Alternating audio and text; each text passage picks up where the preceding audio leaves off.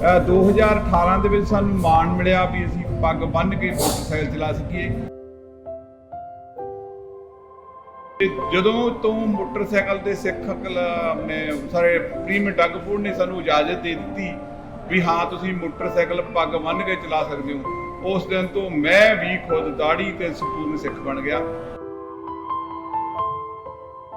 ਤੇ ਬੜੀ ਮਾਣ ਜਾਨੀ ਲੱਗਦਾ ਤਾਂ ਫੀਲ ਕਰਦੇ ਆ ਵੀ ਜਿਵੇਂ ਨਾ ਆਪਾਂ ਪੰਜਾਬ ਦੇ ਵਿੱਚ ਘੁੰਮ ਰਹੇ ਆ। ਨਾਲੇ ਹੁਣ ਤਾਂ ਸਾਡੇ ਮੁੰਡੇ ਪੱਗਾਂ ਵਾਲੇ ਤੇ ਦਾੜੀਆਂ ਵਾਲੇ ਬਹੁਤ ਹੁੰਦੇ ਨੇ।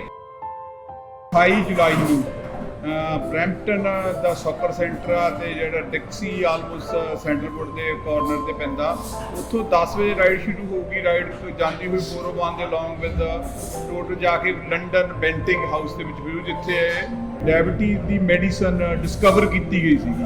ਸੋ ਉੱਥੇ ਤੱਕ ਜਾਊਗੀ। ਦੇਖੋ ਬਹੁਤ ਚੰਗਾ ਲੱਗਦਾ ਜਦੋਂ ਆਪਾਂ ਸਾਰੇ ਸਰਦਾਰ ਭਰਾ ਮੋਟਰਸਾਈਕਲ 'ਤੇ ਜਾਂਦੇ ਸੀਗੇ ਨਾ, ਹੈਲਮਟ ਪਾ ਕੇ ਸਾਨੂੰ ਔਖਾ ਲੱਗਦਾ ਜਦੋਂ ਇਹਨਾਂ ਨੂੰ ਦੇਖਿਆ ਅਸੀਂ ਇਹਨਾਂ ਦੇ ਨਾਲ ਰਲੇ। ਸਭ ਤੋਂ ਵੱਡੀ ਗੱਲ ਇਹ ਹੈ ਵੀ ਇਹ ਬਹੁਤ ਚੰਗੇ ਕੌਜ਼ ਕਰਦੇ ਨੇ। ਯੂਥ ਆ ਰਹੀ ਹੈ, ਯੰਗ ਜਨਰੇਸ਼ਨ ਆ ਰਹੀ ਹੈ, ਸਾਨੂੰ ਦੇਖ ਕੇ ਉਤਸ਼ਾਹ ਮਿਲਦਾ ਉਹਨਾਂ ਨੂੰ ਵੀ ਅਸੀਂ ਨਸ਼ੇ ਤੋਂ ਦੂਰ ਰਹੀਏ, ਪੱਗਾਂ ਬੰਨੀਏ।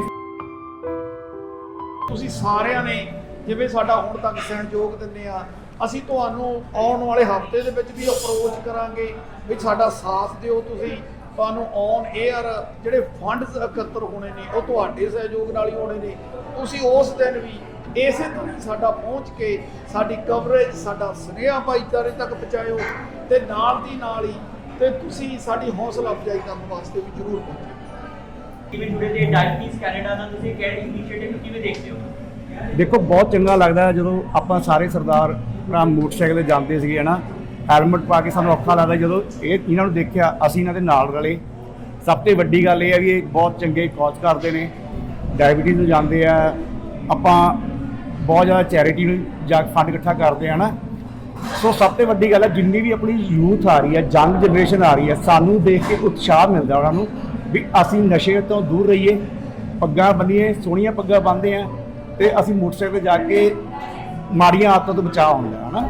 ਸੋ ਇਸ ਕਰਕੇ ਅਸੀਂ ਇਹ ਸਾਡਾ ਸਿੱਖ ਮੋਟਰਸਾਈਕਲ ਕਲੱਬ ਸਾਰੇ ਪਾਸੇ ਜਾ ਕੇ ਚੰਗੇ ਕੌਜ਼ ਇਕੱਠੇ ਕਰਦਾ ਹੈ ਨਾ ਤੇ ਡੋਨੇਟ ਕਰਦਾ।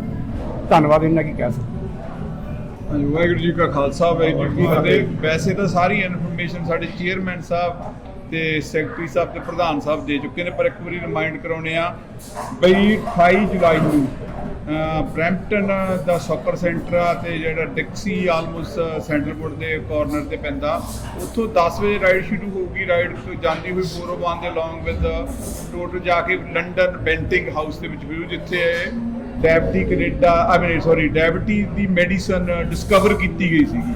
ਸੋ ਉੱਥੇ ਤੱਕ ਜਾਊਗੀ। ਰਹੀ ਗੱਲ ਸਿੱਖ ਮੋਟਰਸਾਈਕਲ ਕਲੱਬ ਦੀ, 2018 ਦੇ ਵਿੱਚ ਸਾਨੂੰ ਮਾਣ ਮਿਲਿਆ ਵੀ ਅਸੀਂ ਪੱਗ ਬੰਨ੍ਹ ਕੇ ਮੋਟਰਸਾਈਕਲ ਚਲਾ ਸਕੀਏ।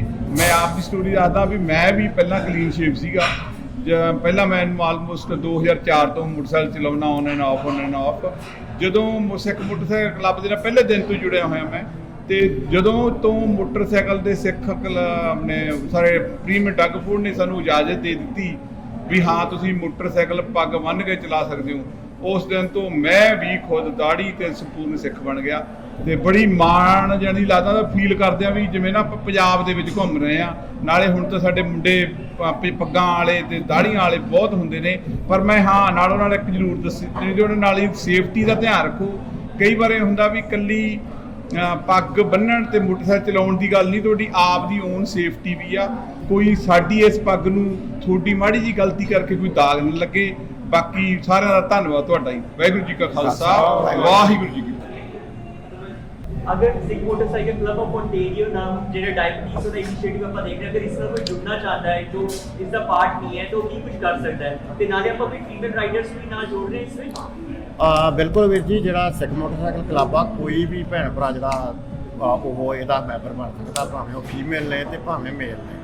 ਤੇ ਬਾਕੀ ਤੁਸੀਂ ਗੱਲ ਕੀਤੀ ਜੀ ਕਿਵੇਂ ਅਸੀਂ ਜੋੜ ਸਕਦੇ ਹਾਂ ਲੋਕਾਂ ਨੂੰ ਇਸ ਰਾਈਡ ਦੇ ਵਿੱਚ। ਕੋਈ ਵੀ ਭੈਣ ਭਰਾ ਜੇ ਕਿਸੇ ਕੋਲ ਮੋਟਰਸਾਈਕਲ ਹੈਗਾ, ਭਾਵੇਂ ਮੋਟਰਸਾਈਕਲ ਨਹੀਂ ਹੈਗਾ, ਜੇ ਉਹ ਸਾਡੇ ਨੂੰ ਜੁਆਇਨ ਕਰਨਾ ਚਾਹੁੰਦਾ, ਰਾਈਡ ਦਾ ਹਿੱਸਾ ਬਣਨਾ ਚਾਹੁੰਦਾ, ਤੇ ਉਹ ਭਾਵੇਂ ਕਾਰ ਤੇ ਵੀ ਆ ਸਕਦਾ ਜੀ। ਜੇ ਉਹਨੇ ਸਾਨੂੰ ਸਿਰਫ ਸੌਕਰ ਸੈਂਟਰ ਜਿੱਥੋਂ ਰਾਈਡ ਚੱਲਣੀ ਆ ਉੱਥੇ ਜੁਆਇਨ ਕਰਨਾ ਤੇ ਉੱਥੇ ਆ ਕੇ ਕਰ ਸਕਦਾ। ਜੇ ਸਾਡੇ ਨਾਲ ਫੁੱਲ ਰਾਈਡ ਕਰਨੀ ਆ ਉਹਨਾਂ ਨੇ ਫੁੱਲ ਰਾਈਡ ਕਰ ਸਕਦੇ ਨੇ। ਜੇ ਸਾਨੂੰ ਉਹਨਾਂ ਨੇ ਲੰਡਨ ਬੈਂਟਿੰਗ ਹਾਊਸ ਆ ਕੇ ਮਿਲਣਾ ਤੇ ਉੱਥੇ ਵੀ ਮਿਲ ਸਕਦੇ ਨੇ। ਸਿਰਫ ਪੰਜਾਬੀ ਇਹ ਰਾਈਡ ਹੈ ਕਿ ਹੋਰ ਵੀ ਬਾਕੀ ਕਮਿਊਨਿਟੀਜ਼ ਵੀ ਨਾਲ ਕਰ ਸਕਦੇ ਨੇ? ਕੋਈ ਵੀ ਭੈਣ ਭਰਾ ਜਿਹੜਾ ਜੀ ਮੋਟਰਸਾਈਕਲ ਤੇ ਸਾਡੇ ਨਾਲ ਰਾਈਡ ਜੁਆਇਨ ਕਰਨਾ ਚਾਹੁੰਦਾ ਤੇ ਕੋਈ ਵੀ ਆ ਸਕਦਾ। ਇਹ ਜ਼ਰੂਰੀ ਇਹ ਇਕੱਲਾ ਪੰਜਾਬੀਆਂ ਵਾਸਤੇ ਨਹੀਂ ਗਾ, ਸਾਰੀ ਕਮਿਊਨਿਟੀ ਵਾਸਤੇ ਆ ਜੀ, ਸਾਰੇ ਲੋਕਾਂ ਵਾਸਤੇ ਆ ਜਿਹੜੇ ਵੀ ਕੈਨੇਡੀਅਨ ਰਹਿ ਰਹੇ ਨੇ। ਧੰਨਵਾਦ। ਵਾਹਿਗੁਰੂ ਜੀ ਕਾ ਖਾਲਸਾ, ਵਾਹਿਗੁਰੂ ਜੀ ਕੀ ਫਤਿਹ। ਅੱਜ ਸਾਡੇ ਸੱਦੇ ਦੇ ਉੱਤੇ ਜਿੰਨੀ ਵੀ ਪ੍ਰੈਸ ਸਾਡੇ ਕੋਲੇ ਇਸ ਸੱਦੇ ਤੇ ਪਹੁੰਚੀ ਆ ਤਾਂ ਕਿ ਸਾਡਾ ਸੁਨੇਹਾ ਕਮਿਊਨਿਟੀ ਤੱਕ ਪਹੁੰਚਾਇਆ ਜਾ ਸਕੇ। ਸਿੱਖ ਮੋਟਰਸਾਈਕਲ ਕਲੱਬ ਆਫ ਕੈਨੇਡਾ ਵੱਲੋਂ ਪੂਰੇ ਕੈਨੇਡਾ ਦੇ ਵਿੱਚ ਡਾਇਬਟੀ ਨੂੰ ਸਮਰਪਿਤ ਜੁਲਾਈ ਦੇ ਅਖੀਰਲੇ ਐਤਵਾਰ ਇਹ ਰਾਈਡ ਕਰੀ ਜਾਂਦੀ ਆ। ਜਿੰਨਾ ਵੀ ਫੰਡ ਇਕੱਤਰ ਕਰਦੇ ਆ ਉਹ ਸਿੱਧਾ ਡਾਇਬਟੀ ਕੈਨੇਡਾ ਨੂੰ ਦਿੱਤਾ ਜਾਂਦਾ। ਡਾਇਬਟੀ ਕੈਨੇਡਾ ਤੋਂ ਤੁਹਾਡੇ ਕੀਤੇ ਦਾਨ ਦੇ ਬਦਲੇ ਤੁਹਾਨੂੰ ਟੈਕਸ ਡਿਡਕਟੇਬਲ ਰਸੀਦ ਮਿਲਦੀ ਆ।